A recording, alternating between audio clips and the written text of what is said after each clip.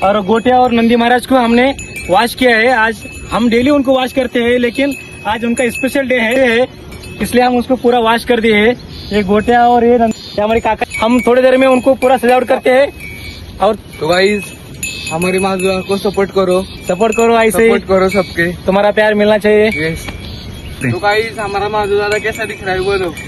टोपी पहन के एकदम क्वालिटी, हाथ में डंडा देखो कैसा है। हम घर जा रहे हैं, ये हमारा पास। चलो माधुरा, चलो मिलेंगे आपको उधर।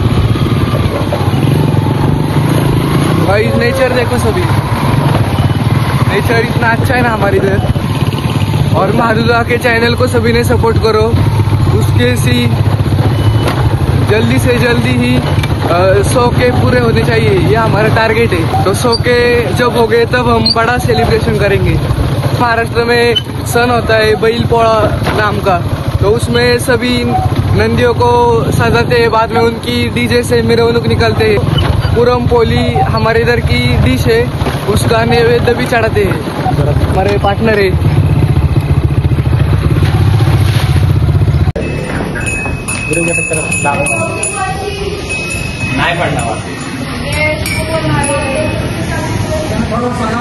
माधु दादा कैसा लग रहा है?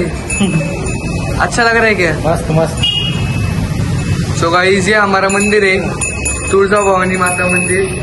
ये अब हमने हमारे मंडप लगाया है। पोरांनो काय रे, ऐका नाव काय रे तुझं नाव काय? तुझं नाव काय?